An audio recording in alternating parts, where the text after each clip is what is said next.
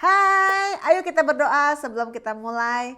Dengarkan firman Tuhan. Terima kasih Tuhan, kami punya kesempatan sekali lagi untuk mendengarkan firman-Mu, biar kami sama-sama bisa belajar dan merenungkan firman-Mu, dan kami bisa mengaplikasikannya dalam kehidupan kami. Hanya di dalam nama Tuhan Yesus kami berdoa dan bersyukur. Haleluya. Amin. Ayo kita coba lihat, kan kita sedang belajar nih namanya topik jangan menyerah. Pasti sudah banyak banget dengar khotbah dan dengar kata-kata, dengar drama tentang menyerah dan bagaimana kita supaya jangan menyerah. Dan sekarang kita mau lihat dari sisi yang berbeda. Dan ini ada sedikit sambungannya dari yang waktu itu yang saya pernah sampaikan. Tetapi kita akan melihat dari sisi lain dan kita akan sama-sama pelajari supaya kita bisa menjadi orang yang pantang menyerah, ya kan? Bahasa Indonesianya pantang menyerah gitu ya. Jadi not gonna give up, oke? Jadi coba kita perhatikan, apa sih sebenarnya ini ada satu hal yang mungkin kita mau sharing, kita ngobrol-ngobrol gitu ya, tentang keputusasaan. Hal ini tuh sangat-sangat mengganggu kita banget gitu loh. Jadi kalau misalnya kita mau nggak menyerah, tapi kita udah putus asa, kita udah putus harapan, itu pasti gampang banget menyerah.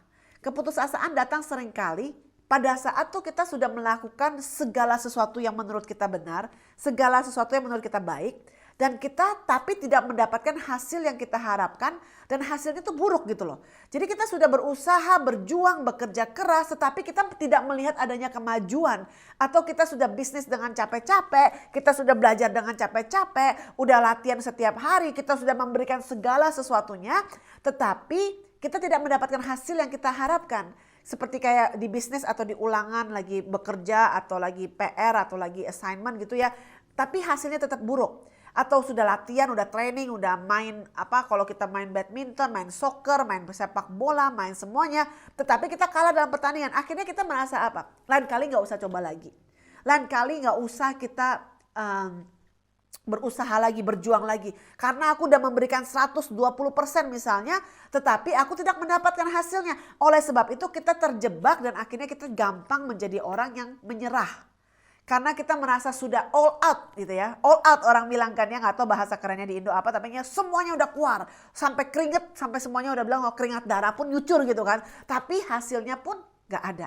Mungkin setan udah berkata, mungkin teman-temanmu semua berkata, memang lu moyong lah, gak bagus lah, gak bisa lah, gak pintar lah, semuanya buruk-buruk lah. Terus juga mungkin kita sudah ke gurunya juga disabet, bukannya gurunya, kitanya disabet terus karena kita gak berhasil. Dan akhirnya kita namanya masuk ke dalam perangkap keputusasaan. Dan di dalam perangkap itu sebenarnya gak gampang untuk kita bisa keluar kalau kita tidak benar-benar mengerti untuk bangkit kembali. Karena orang yang putus asa tuh bisa-bisa jadi namanya kayak orang tertekan dan depresi. Dan gak bisa mikir lagi karena kita sudah merasa ada suatu lubang di dalam kehidupan kita. Dan kita jatuh dan kita sudah terperangkap dan kita ngerasa tidak mampu, tidak sanggup dan tidak bisa. Jadi poin yang pertama, kalau kita tidak mau menyerah, kita mau menjadi orang yang senantiasa berkemenangan, berkonsisten seperti yang kita sudah sharingkan yang lalu-lalu. Dan kita harus lihat yang poin pertama. Jangan sampai membiarkan keputusasaan itu untuk menguasai kehidupan kita dan membuat kita menjadi lemah. Itu poin yang pertama. Keputusasaan itu memakan lubang di hati kita. Itu kayak menggali lubang, kayak ada ganjelan di hidup kita. Itu membuat kita ingin berhenti, mengatakan hal-hal yang tidak harusnya kita katakan, berpikir hal-hal yang tidak harus kita pikirkan, karena kita sudah merasa hopeless, putus asa. Ada perbedaan antara mengalami keputusasaan atau kita merasa kayak kadang-kadang kalau kita kalah, misalnya kita habis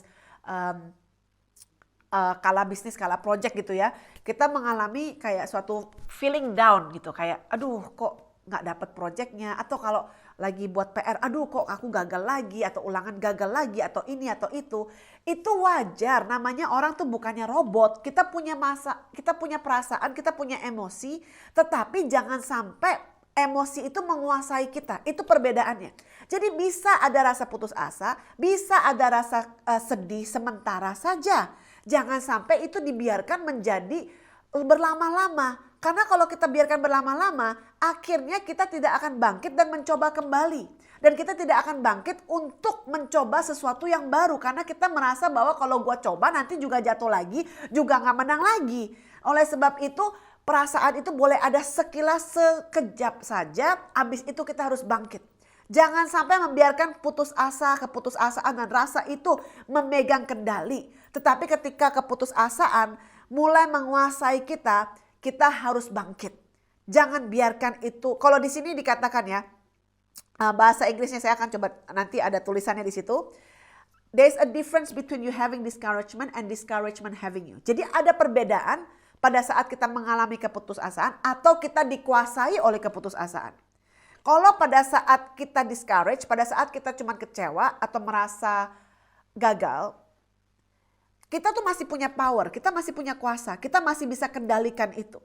Tetapi pada saat kalau kita biarkan rasa keputusasaan itu untuk mengontrol semua kehidupan kita, disitulah kita lepas kendali, disitulah kita lepas kontrol, dan akhirnya keputusasaan itulah yang akan mengontrol kehidupan kita dan akhirnya kita tidak mau bangun dan bangkit kembali. Keputusasaan contohnya apa? Itu ketika kita kehilangan keinginan dan motivasi untuk terus melakukan sesuatu yang sebenarnya ada tujuan, yang sebenarnya memiliki tujuan di dalam kehidupan kita.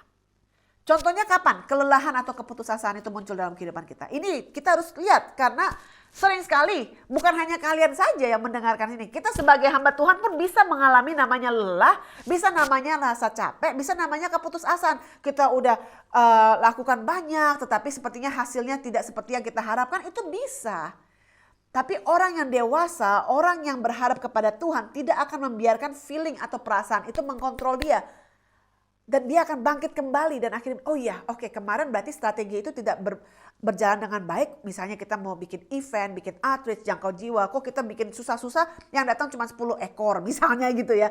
Kita ngerasa let down. Jangan begitu. Dulu waktu kita mulai awal gereja, waktu di Paramata, wah kita bikin event, kita bikin banyak acara buat jangkau jiwa. Kita sepertinya keluar keringat sampai gak keluar lagi, keringatnya sampai kering gitu kan ya.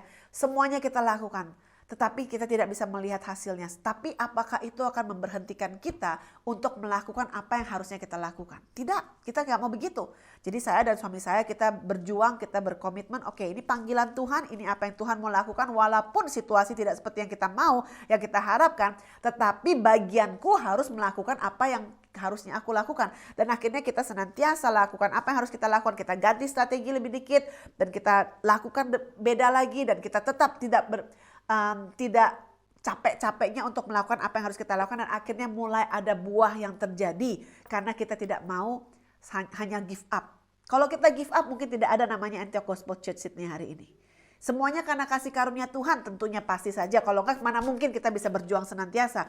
Tetapi masa-masa itu di mana kita merasa kayak apa yang kita lakukan, apa yang kita berikan, apa yang kita harapkan tidak terjadi. Disitulah kita bisa pada saat memberikan semuanya dan kita tidak mendapatkannya. Dan akhirnya kita berasa lelah, letih, lesu. Dan akhirnya saat kita bisa lelah, kita sulit untuk berpikir dan bersikap rohani. Karena kita bisa pikir, udahlah Tuhan lah, udah gue coba semuanya nih, semuanya sudah aku coba. Dan akhirnya udahlah gak usah lagi lah. Ingat baik-baik, pada saat kita memulai sesuatu, pada saat kita mau belajar piano, pada saat kita mau belajar dan semangatnya itu semangat namanya Dirgahayu RI 45. Betul? Pada saat kita mau mulai sesuatu, tetapi di pertengahan jalan itu mulai merasa capek. Karena merasa rutin, merasa bosan. Apalagi kalau nggak ada hasilnya. Itu yang pernah saya alami dalam hidup pribadi sendiri. Di dalam hidup saya dan suami saya, di dalam bergereja, mengembalakan rumah Tuhan. Pernah kita alami. Dan kita bisa merasa kayak lelah, letih, dan lesu, dan capek. Dan setiap kali pada saat kita mulai sesuatu yang baru, sepertinya tuh project baru ya, atau kayak event baru atau sesuatu. Semangat 45-nya tuh ada, semangat baru tuh ada. Tetapi pada saat sudah berjalan, kita mulai merasa, waduh ini sih mau nih capek nih, gak bisa nih. Tetapi Tuhan senantiasa mengingatkan untuk tidak menyerah. Dan akhirnya senantiasa berjuang dan berharap kepada Tuhan. Kasih karunia-Nya senantiasa cukup. Dan akhirnya kita tetap berjalan, menjalani. Dan itu proses dalam kehidupan kami. Proses ketabahan, proses ketahanan, proses untuk tidak menyerah, proses untuk tidak putus asa. Dan tetap menjalani walaupun tidak sesuai dengan apa yang kita harapkan terjadinya. Dan akhirnya senantiasa setia dan konsisten. Dan Tuhan sendiri yang memberikan pertumbuhan pada saat kita berharap kepada Dia. Dan kita tahu semua itu karena kasih karunia dan bukan untuk kita sombong. Tetapi sekarang kita sudah melihat buahnya sendiri dari ketahanan dan ketabahan. Dan bukan hanya kami saja, beberapa orang di sekeliling kami juga. Dan ada tim pelayan yang senantiasa, oke, ayo let's go. Walaupun tidak melihat hasilnya, itu dia, itu bisa ngalir. Ya, jadi bagaimana kita membawa sikap hati kita itu bisa ngalir kepada orang-orang di sekeliling kita. Apakah mereka akan bisa membantu kita untuk support kita, walaupun kadang-kadang manusia juga tidak bisa diharapkan kan. Bukannya mereka malah support kita, ayo let's go, malah bilang, udahlah pergi sajalah. Bisa, tetapi kembali lagi kalau kita tidak mau menjadi orang yang gampang putus asa, kita berpegang teguh kepada janji Tuhan, kepada firman Tuhan, dan jalankan. Coba kita lihat contohnya, itu tadi dalam kehidupan kami, itu kayak kesaksian aja gitu ya.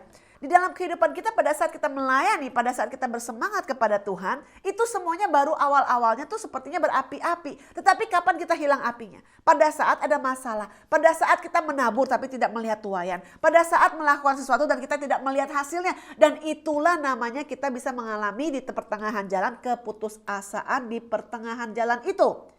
Tetapi kalau kita mau menjadi orang yang bisa setia sampai akhir, kita bukan menjadi orang yang gampang-gampang menyerah di pertengahan jalan. Kita harus berkomitmen, tekad, dan konsisten untuk apapun yang terjadi dalam kehidupan kita. Kita senantiasa berpegang teguh kepada Tuhan dan tidak mau menyerah, pantang menyerah, maju mundur cantik. Salah, bukan ya.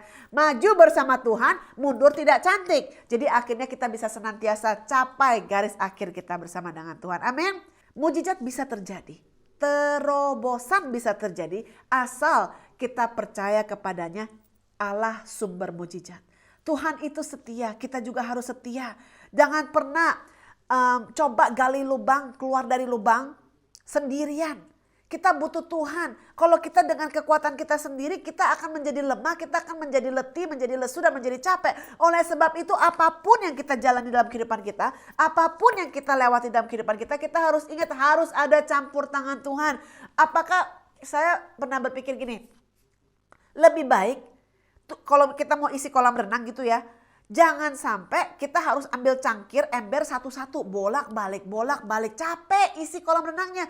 Berdoa berharap Tuhan turunkan air hujan yang akan mengisi kolam renang ini. Kita cuma perlu filter itu kolam renang, bersihkan, dan akhirnya airnya sudah tersedia karena Tuhan sendiri yang campur tangan. Tapi kalau kita mau dengan kekuatan kita sendiri yang harus isi air. Isi terus sendiri gitu ya. Mau pakai banyak orang nemenin bantuin kamu pun tetap aja gak seindah kalau Tuhan bisa turunin air hujan dalam waktu berapa jam itu langsung selesai. Gak usah jaman pun selesai. Kalau kita sendiri bisa seharian, makanya kita lelah, letih, dan lesu. Oleh sebab itu jangan bersandar dengan kekuatan kita sendiri.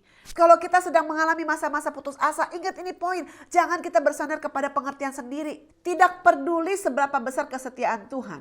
Kalau kita tidak setia kepada Tuhan, di dalam perjalanan kehidupan kita tidak bisa mengalami mujizatnya Tuhan itu. Contohnya tadi seperti kolam renang, Tuhan bisa penuhkan kolam itu dengan air hujan. Gratis lagi, gak usah bayar airnya. Ya kan? Tetapi kita harapkan mujizat Tuhan terjadi. Jadi jangan kita mencoba dengan kekuatan sendiri. Kita butuh Tuhan. Kita butuh kekuatan dari Tuhan.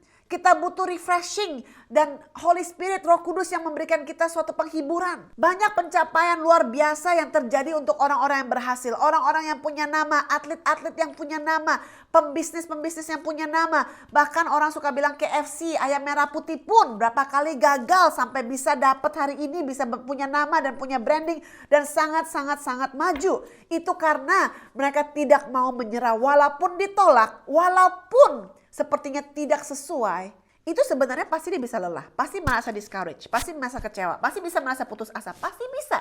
Namanya kita bangun project, kita bikin sesuatu, kita ditolak. Proposalnya orang bilang ditolak. Bisa sedih gak? Bisa patah semangat? Bisa. Pasti orang-orang ini semuanya bisa mengalami namanya patah semangat dan lelah. Tetapi yang buat mereka bisa berhasil, mereka tidak tenggelam di dalam keputusasaan itu. Mereka bisa merasa lelah, merasa patah semangat, betul. Tetapi tidak merasa sampai putus asa. Dan mereka terus berjuang walaupun situasi tidak seperti yang dibayangkan. Mungkin kamu merasa saat ini kayak masalah kita terlalu besar. Perjalanan kita terlalu susah. Dan sepertinya kayaknya Tuhan tidak sanggup menjalani atau membawa kita keluar dari masalah itu. Kita harus konsisten. Dan kita harus tahu bahwa Tuhan campur tangan dan berharap kepada kasih karunia Tuhan. Dan akhirnya kita bisa melihat bahwa Tuhan bisa membawa kita ke jalan keluar yang sudah Dia siapkan. Hang on, hold on to God. Kita pegang janji Tuhan, kita pegang Tuhannya. Jangan pegang pemikiran kita sendiri. Keputusasaan, kekecewaan kita tidak akan membawa kita kepada tujuan hidup kita. Tetapi iman dan kepercayaan kita kepada janji Tuhan dan kepada Tuhan. Dan pengambilan langkah-langkah yang benar, itulah yang akan membuat kita sampai kepada garis tujuan hidup kita. Amin. Hilangnya kepercayaan diri kita berpengaruh besar. Kalau kita mulai gak pede lagi, pada saat kita udah mau bertanding, pada saat kita sudah mau masuk ke dalam ujian, kita udah ngerasa kita gak sanggup, kita udah kalah mental. Orang bilang udah kalah sebelum masuk. Dan itu akan membuat kita malah jadi kalah. Makanya jangan sampai kita gak pede, kita harus pede karena kita tahu siapa yang di backingannya kita. Kita harus tahu siapa yang berada bersama dengan kita. Kita gak usah takut sama orang lain punya keberhasilan, karena keberhasilan orang lain itu adalah punya milik mereka. Keberhasilan kita itu adalah milik kita kalau Tuhan sudah tetapkan buat kita. Jadi jangan mata kita ke kiri ke kanan dan kita terkecohkan oleh keberhasilan orang-orang lain. Dan akhirnya kita jadi hilang kepedeannya kita. Paling gampang kalau kita kayak, saya gak pernah tanding sport. Saya bukan orang yang suka olahraga banget ya, gitu kan. Tapi saya bisa lihat gitu loh. Maksudnya kalau kadang-kadang anak-anak saya ada lomba lari atau apa, lomba di sekolah gitu-gitu. Kadang-kadang kalau kita udah melihat lawannya kita udah hilang pede. Wih itu jago banget ya, oh itu tuh ini loh, ini itu loh. Oh dia pelari yang sejati dari New South Wales, dari Sydney, Australia nomor 1. Akhirnya kita jadi kecil, kita jadi putus asa, kita sudah mau menyerah sebelum kita bertarung. Kita mana tahu apa yang bisa terjadi. Kalau kita tidak mencoba, kita tidak akan bisa mendapatkan kemenangan di dalam pertandingan. Karena belum coba aja sudah ciut, takut. Dan pada saat kita tidak punya rasa percaya diri, percaya Tuhan, pada saat sudah putus asa, pada saat sudah kecewa, pada saat sudah takut, kita kehilangan kemampuan untuk berfungsi 100%. Dan kita kehilangan visi, kita kehilangan kemampuan, kita kehilangan kekuatan bagaimana kita bisa berfungsi untuk maksimal. Karena kita sudah ketakutan dulu, sudah melihat situasi dulu, sudah melihat orang dulu, sudah melihat musuh dulu, sudah melihat kayaknya garis akhirnya kejauhan. Makanya kita gampang menyerah sebelum kita maju. Kita putus asa dulu, asanya putus orang bilang gitu kan. Bukan putus asa lagi, asanya udah sampai putus. Jangan seperti kita kayak gak peduli dan kita kayak ya sudahlah biarinlah apa aja terjadi, oke lah kita gak peduli apa yang terjadi. Dan akhirnya kayak berpura-pura mati tenaga, gak ada energi lagi. Dan akhirnya kita gak bisa maju ke dalam pertandingan atau kehidupan yang harusnya kita jalani. Karena kita cuma mau kayak comfortable. Kita takut menghadapi kenyataan hidup kadang-kadang. Banyak manusia suka takut menghadapi kenyataan hidup. Karena mereka sudah pernah mengalami namanya trauma dan putus asa. Tidak mau menghadapi realita, kenyataannya. Soalnya kenyataannya mungkin pahit. Tapi ingat pahitnya itu cuma saat ini. Di sini ada satu permen namanya sour apa gitu ya. Sour lolly atau apa. Itu anak saya kadang kalau lagi pergi ke country town dia beli gitu. Itu sekali masuk itu saya juga gak doyan. Agak bitter, agak pahit sama agak asem. Banget gitu kan. Sampai kayak ininya tuh bisa langsung kayak ngilu gitu. Dengar asem sekali. Dimakan. Tetapi it's only lasted for berapa seconds, gak lama kemudian berapa detik, akhirnya jadi manis banget. Permennya jadi enak. Jadi itu kayak buat challenge buat mereka. Kalau mereka makan permen ini mereka challenge satu sama lain. Ayo siapa yang bisa tahan gak dibuang gitu kan. Sebenarnya 90% dari permennya itu adalah 95% malah menurut saya. Permen itu semuanya manis dan enak. Tetapi awalnya itu pahit sama sour. Gak banyak anak kecil bisa bertahan. Karena mereka gak tahu bahwa sebenarnya setelah 95% itu tuh, setelah 5% yang dia makan, sebenarnya itu tuh manis. Jadi orang cuma melihat situasinya saat ini, seperti yang kita pernah sharingkan waktu itu, lihat situasi saat ini, dan mereka tidak tahu sebenarnya ada keindahan di balik pahit dan sour dan asamnya itu. Jadi kita udah putus asa, kita pikir, ini terlalu asam, ini terlalu pahit, buang saja sudah. Padahal kita miss out on the best. Kita kehilangan yang terbaik rasa manisnya. Karena kita sudah berputus asa bahkan di garis awal permulaan kita. Dari kehidupan kita harus memiliki suatu keinginan yang kuat. Kita harus memiliki suatu konsistensi, suatu ketahanan, suatu perjuangan hidup yang sangat kuat supaya tidak ada apapun yang bisa membuat kita gampang-gampang untuk menyerah dan putus asa dan kecewa. Tuhan tidak akan pernah melupakan kita selama kita setia, berharap dan konsisten kepada apa yang harus kita lakukan. Lakukan yang benar, setia dari perkara kecil. dan lihat bahwa Tuhan akan membukakan sesuatu yang sangat dahsyat kepada kehidupan kita. Jangan biarkan keputusasaan dan patah semangat menerkam jiwa kita sampai kita tidak bisa setia sampai akhir. Jangan menyerah, biasanya kunci terakhir di dalam gantungan yang untuk buka pintu itulah kunci yang benar. Saya itu bukan orang yang suka ngafal kunci. Ini ada cerita lucu gitu ya, bukan cerita lucu, ini namanya rutinitas yang lucu. Itu kalau si suami saya tuh dia punya satu kunci. Itu kalau mau masuk ke gudang atau mau masuk ke mezzanine kita kayak gudang gitu, itu kuncinya di satu gepok gitu. Misalnya kita mau ambil barang di gudang gitu kan, itu kuncinya satu gepok. Nah, dia tuh pinter sekali. Saya puji Tuhan gitu ya, suamiku tuh pinter, makanya kita saling melengkapi, saling melengkapi satu sama lain. Ya bukan bilang saya bodoh, tapi ya setengah-setengah mungkin gitu ya. Tapi saya nggak bisa ingat banyak hal seperti yang dia bisa ingat. Jadi kalau dia mau ke gudang, dia bisa tahu dalam waktu 1-2 detik kuncinya yang mana, dia buka langsung pintu kebuka. Kalau saya mau ke gudang, itu ada kunci misalnya 20, oke? Walaupun udah ada tandanya, bisa-bisa saya buka salah. Udah ada warnanya gitu ya. Saya bisa lupa, oh ya pas kemarin itu warnanya yang merah atau yang hijau atau yang kuning ya sebenarnya yang gudang. Saya bisa lupa. Jadi kita kadang-kadang tuh maunya gampang, tapi kita nggak mau berusaha untuk ngafalin, ya kan? Jadi kebanyakan dari kita tuh mau masuk kunci, langsung buka, langsung dapat. Siapa yang pernah ngalamin itu? Khususnya mungkin cewek, mungkin cowok-cowok lebih gampang ngafalin gitu ya. Siapa yang pernah ngalamin kita membuka kunci rumah harus lewatin 10 kunci dulu, dan akhirnya kunci yang hampir kunci terakhir itulah kunci yang benar untuk membukakan pintu itu. Ayo ngaku, pasti kita pernah ngalamin kan? Saya sih sering banget ngalamin. Terus kita kadang di rumah ada lampu atau di kantor ada lampu, ada 1, 2, 3, 4. Saya mau nyalain lampu yang di kantor di atas meja misalnya contohnya. Tapi kita harus buka lampu 3 macam dulu yang lain sebelum dapat yang benar. Padahal udah tinggal 5 tahun misalnya. Kok bisa begitu ya? Ya itulah kadang-kadang manusia bisa lupa. Itu cuma cerita lucu doang ya. Tapi kenyataannya begitu. Kadang-kadang the last button is actually the winner. Kadang-kadang kunci yang terakhir itulah sebenarnya kunci yang membukakan pintu untuk masuk ke dalam apa yang kita perlu masukin. Dan itulah kadang-kadang manusia udah gue pencet-pencet ini semua lampu gak ada yang nyala. Memang ini listrik mati. Padahal kalau pencet satu lagi itu mungkin yang benar. Nah itulah manusia putus asa sebelum sampai pencobaan yang terakhir. Dan akhirnya kita menyerah. Dan kita tidak mau berjuang. Kita tidak mau mencoba lagi karena kita sudah ngerasa capek, lelah dan akhirnya trauma. Udahlah gak usah. Jangan begitu. Jadi manusia rohani kita harus segala sesuatu apapun sebelum kita coba yang terbaik, jangan sampai kita menyerah. Dan jangan lupa, backingannya kita itu bukan orang kecil. Kita tuh punya Tuhan yang dahsyat, pencipta langit bumi yang membacking kita, yang menyertai kita, yang memegang tangan kita.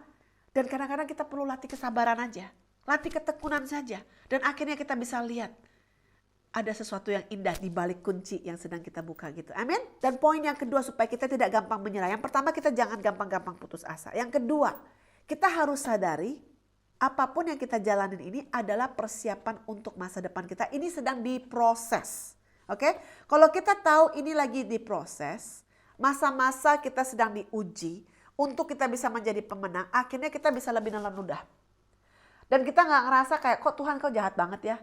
Kadang-kadang hal-hal tersebut diizinkan atau terizinkan terjadi untuk membuat karakter kita menjadi lebih kuat. Jadi untuk menjadi pemenang, untuk menjadi diberkati, ada proses-proses karakter yang harus dialami. Contohnya, kita mau menjadi pemenang sesuatu yang kayak apa misalnya atlet gitu ya.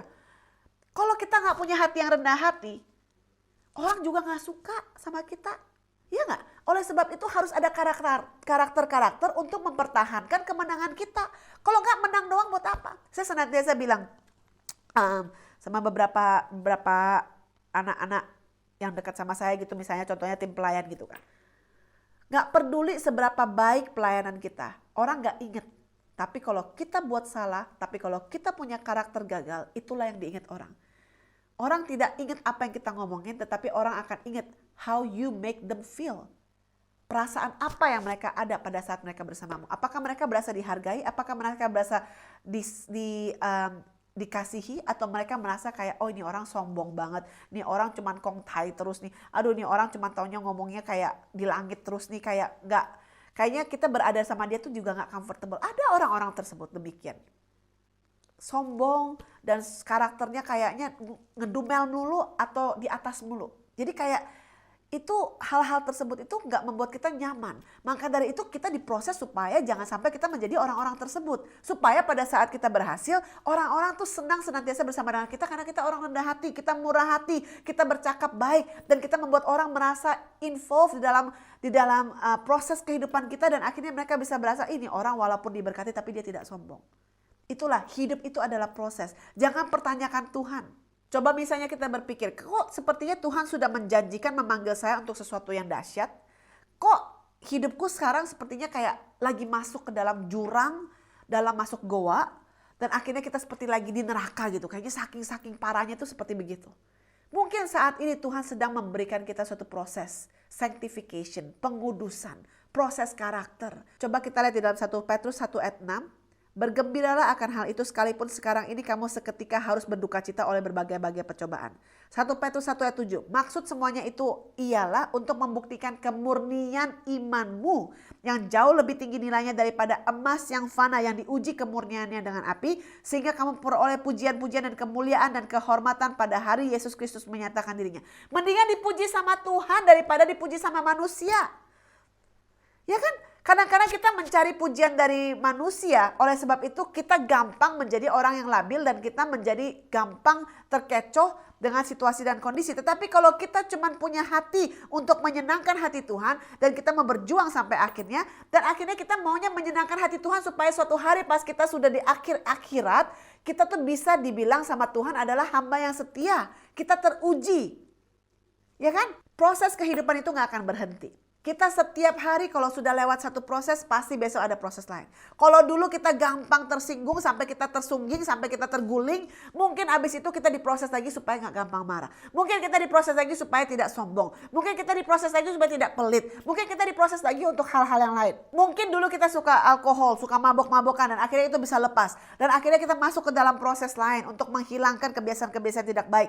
Jadi hidup itu senantiasa ada proses, dan setiap proses kehidupan itu kadang-kadang kita berasa kok gak habis-habisnya. Karena memang kita belum sempurna seperti Yesus. Karena goal hidup kita adalah disempurnakan supaya menjadi seperti Yesus. Makanya emosi kita, pikiran kita, cara pandang kita, dan cara kita melakukan sesuatu itu senantiasa ada prosesnya. Dan dari kelas 1 sampai kelas 2, kelas 3 setiap kali ujiannya itu pasti beda. Soalnya gak pernah sama. Tetapi soalnya gak sama, tetapi hasilnya tetap aja pasti akan lebih susah. Setiap ujian itu pasti akan lebih susah. Contohnya misalnya kita di kelas 1, kita ujian ini kita nggak lulus. Kalau kita lagi les contohnya, gurunya pasti akan kasih kita soal yang sama.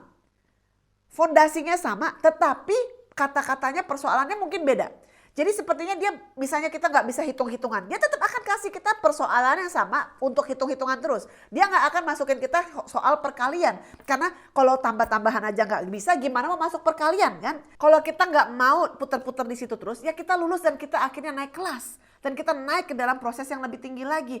Dan setiap proses saya mau ingatkan, senantiasa ada kasih karunia dan pertolongan Tuhan. Gak mungkin kita dikasih proses sesuatu atau ujian sesuatu yang kita belum dipersiapkan dan kita tidak memiliki ketahanannya.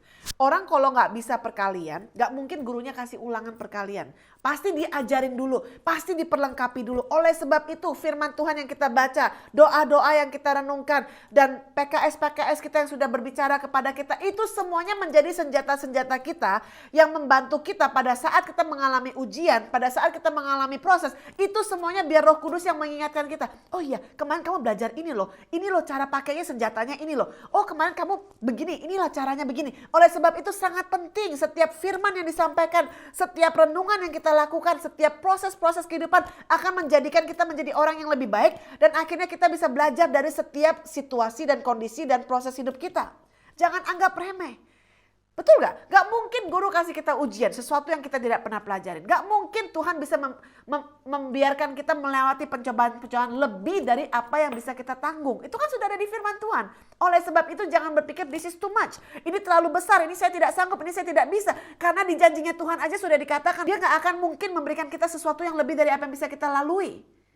Oleh sebab itu pada saat kita merasa tidak sanggup, tidak bisa bilang Tuhan tolong. Tuhan mampukan saya. Oleh sebab itu bukan karena kekuatanku, tetapi oleh karena kasih karunia daripadamu yang menguatkan aku yang bisa melewati proses kehidupan ini. Dan akhirnya kita bisa menang. Kalau kita merasa kita berada di dalam proses saat ini, jangan menyerah. Jalani terus bersama dengan Tuhan. Jalani terus karena Tuhan senantiasa akan memberikan kita kemenangan pada saat kita setia kepada Dia. Dan Dia akan membawa kita keluar dari masa-masa sukar itu asal kita setia, berpegang, dan senantiasa memegang tangan Dia. Dan akhirnya kita bisa lihat kembali pada saat kita melewati masa-masa itu, kita bisa melihat, oh iya senantiasa Tuhan, Kau dahsyat. Apa yang tidak pernah aku pikirkan, apa yang tidak pernah aku bayangkan, akhirnya terjadi saat ini. Oleh karena aku mau setia sampai akhir dan aku tidak menyerah di dalam masa-masa proses itu. Dan aku tidak kecewa dan putus asa. Amin.